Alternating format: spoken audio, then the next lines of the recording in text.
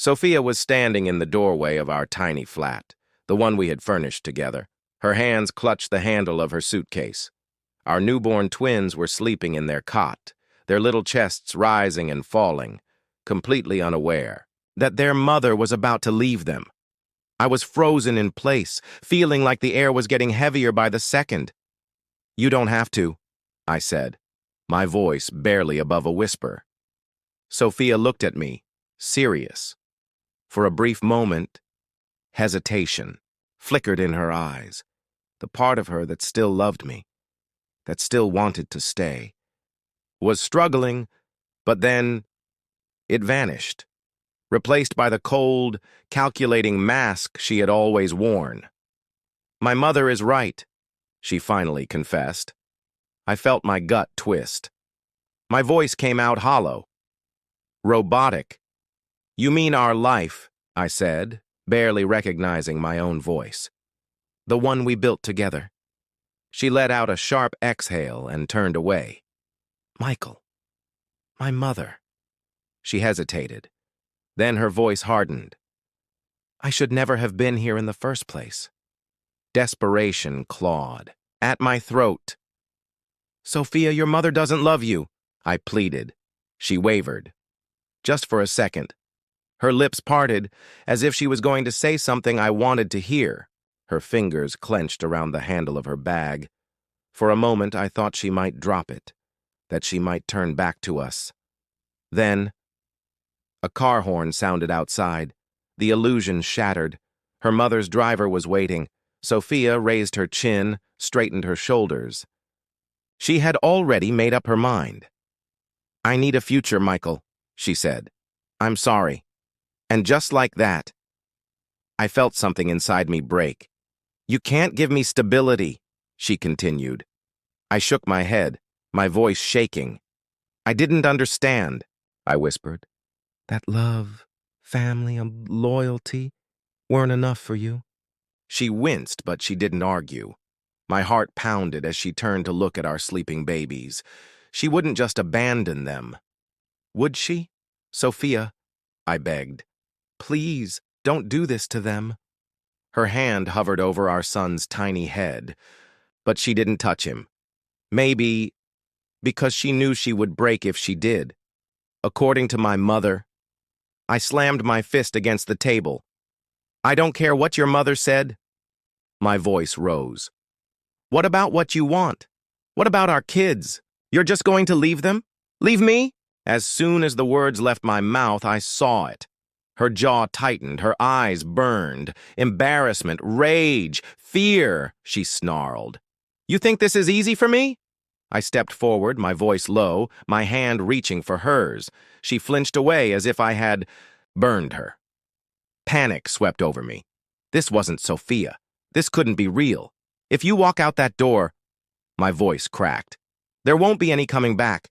For a moment, just a moment, I thought she might stop. But then, she kept walking.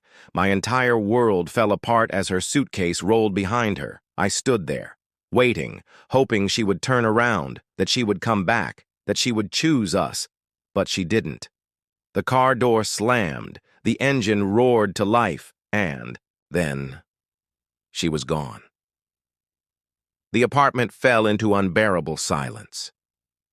Behind me, one of our twins stirred. A soft whimper, then a cry. I turned. They had no idea their mother had just vanished, no idea that the woman who had carried them whispered, to them before they were even born, had just walked away. My hands trembled as I reached for my daughter, lifting her gently to my chest. "It's okay, sweetheart," I whispered. "I've got you." I wasn't sure if I was saying it for her or for myself. I sank into the rocking chair, staring at the open doorway. Sophia and I had dreamed of raising them together, of bedtime stories, late-night feedings, first steps. But her mother had always hated me. And now, because of one woman's influence, my future had been ripped away. Sophia had treated me like dirt from the moment we met. She never let me forget that I wasn't good enough. that I wasn't the right kind, not rich enough, not connected enough, not enough.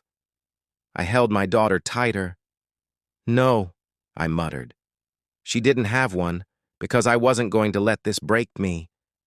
I looked down at my little girl, then over at my sleeping son.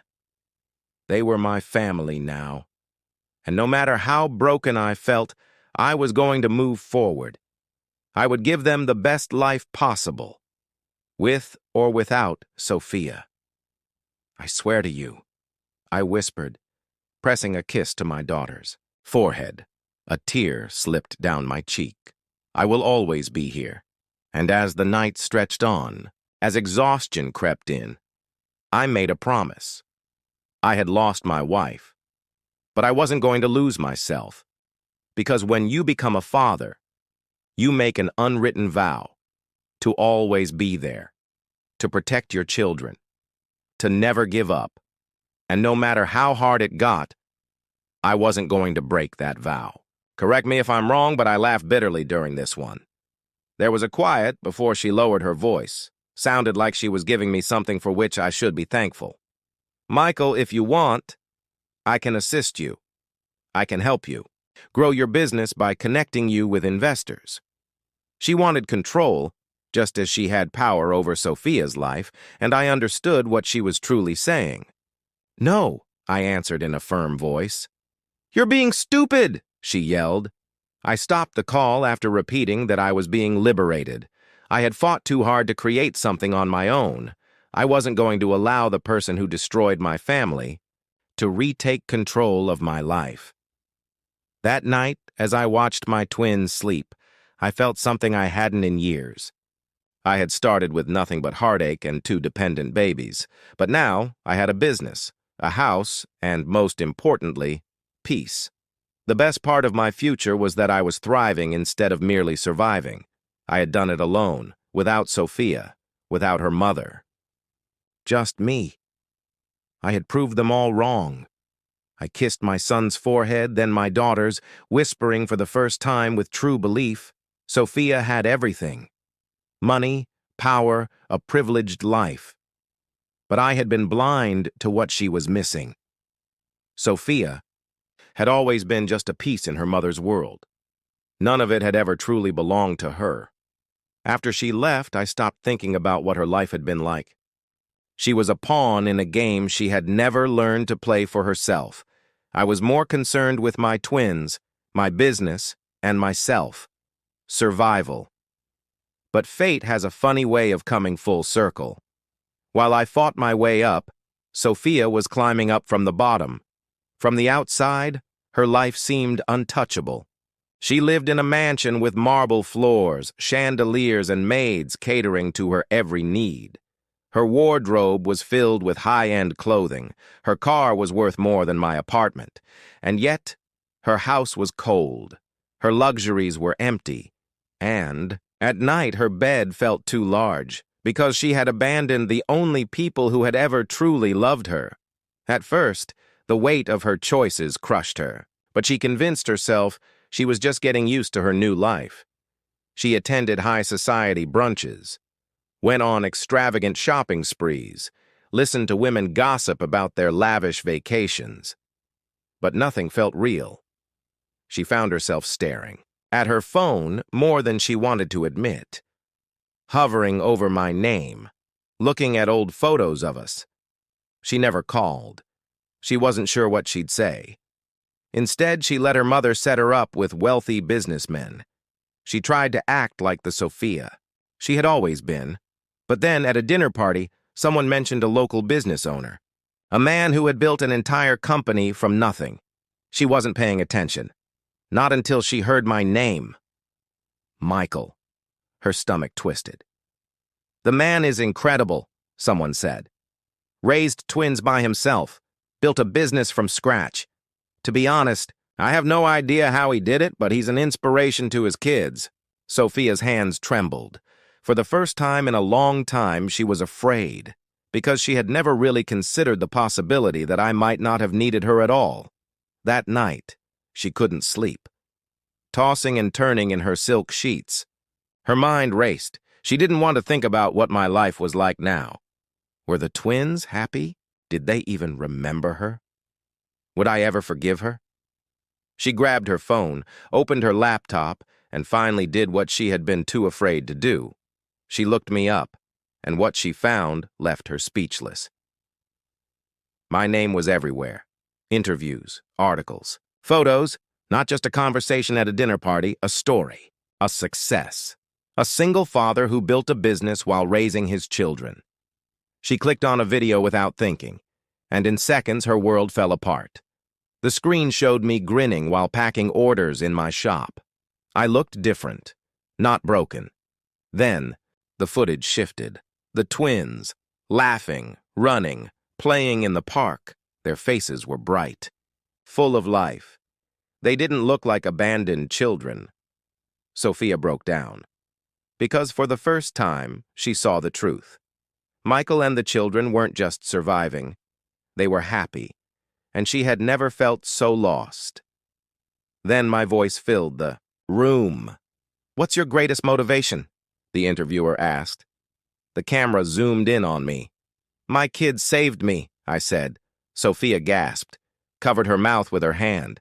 "I don't regret anything I did," I continued. "Because everything I've built for them. And I wouldn't change a thing." The video ended. Silence. Sophia trembled. She had made the worst mistake of her life, and now she was too late to fix it. Her hands shook as she stared at the black screen of her laptop. Even after the video ended, the images wouldn't leave her mind. Michael, our children, so happy without me. She thought leaving had been the right decision. She thought Michael wouldn't be able to handle it. She was wrong. He had built something beautiful, something successful, and worst of all, he didn't need her anymore. A knock on the door snapped her out of her thoughts. Her mother. "Dinner is ready. Don't make our guests wait." Sophia swallowed hard. Her mother's voice was always so cold, so controlled. But for the first time, Sophia didn't want to obey. She gripped the sides of her desk, closed her eyes, and whispered, "I have to see them." Her mother's reply was instant. "That's a bad idea," she scoffed. "Mother, I lost everything. I sacrificed my family for this, for you. And now I'm alone, trapped in a house full of luxury but completely empty inside." Her mother's expression didn't change. "Michael built a life without you, Sophia." She swallowed. "I have to try." Her mother only sighed. "Where are you going?" Sophia didn't answer. She grabbed her coat, walked to the door. Then, her mother spoke one last time. "If you walk out that door, don't expect to come back." Sophia paused, hand on the doorknob. Then, without looking back, she stepped outside. The drive to Michael's house felt like the longest journey of her life. She gripped the wheel. Would he even let her in? Would the kids recognize her? When she arrived, she parked outside. The house was smaller than the mansion she had left behind, but the lights were warm, inviting. Then, the front door opened. Michael stepped out, carrying a trash bag. He looked tired, but at peace. And for the first time, she saw the truth. He was happy. Without her. Their eyes met. The trash bag fell to the ground. A long silence. Then, in a quiet, unreadable voice, Michael said, "I don't hate you, Sophia." Tears spilled down her face. "But we don't need you anymore." And that was the moment she knew she had lost them forever.